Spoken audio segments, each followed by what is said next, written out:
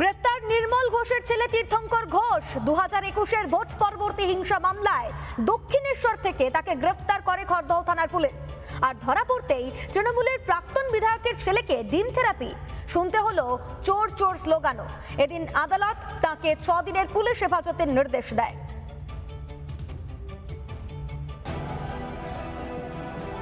দু 2021-এর ভোট পরবর্তী হিংসা মামলায় অস্বস্তি বাড়ল কালীঘাটপন্থী তৃণমূলের। গ্রেফতার তৃণমূলের প্রাক্তন বিধায়ক নির্মল ঘোষের ছেলে তীর্থঙ্কর ঘোষ। রবিবার গভীর রাতে দক্ষিণেশ্বর থেকে তাকে পাকড়াও করে খড়দা থানার পুলিশ। 2021 সালে ভোট পরবর্তী সময়ে পানিহাটি এলাকায় যে ব্যাপক হিংসা ছড়িয়েছিল, সেই ভোট পরবর্তী হিংসার অন্যতম অভিযুক্ত হিসাবে নাম ছিল এই তীর্থঙ্কর ঘোষের। এদিকে তীর্থঙ্কর ধরা পড়তেই ঢাক ঢোল বাজিয়ে উচ্ছ্বাসে মাতেন সাধারণ মানুষ।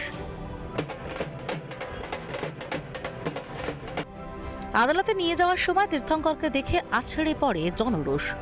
খড়দা থানা থেকে বেরোতেই শুরু হয় কাঁচা ডিম বৃষ্টি।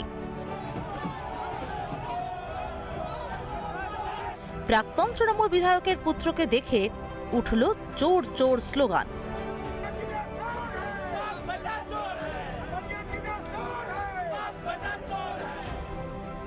কে এই তীর্থঙ্কর ঘোষ?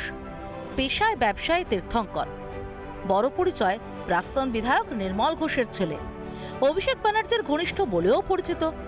পানিহাটি পুরসভার কাউন্সিলর এবং পুরসভার চেয়ারম্যান পরিষদ সদস্যও বটে।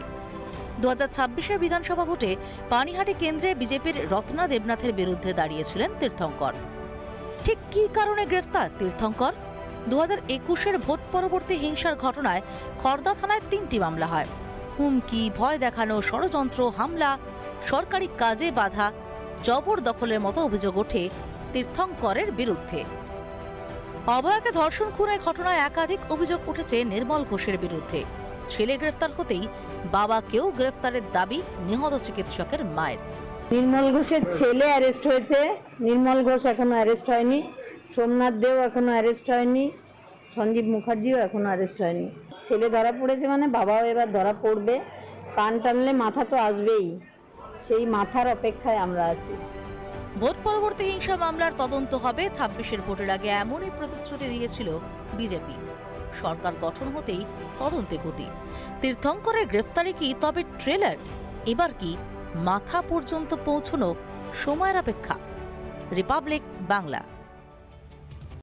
নানা ধরনের কন্টেন্ট দেখার জন্য লাইক করুন, শেয়ার করুন আমাদের ফেসবুক পেজ, সাবস্ক্রাইব করুন আমাদের ইউটিউব চ্যানেল। পাশাপাশি অন্যান্য ব্রেকিং নিউজের জন্য অবশ্যই চোখ রাখুন রিপাবলিক বাংলায়।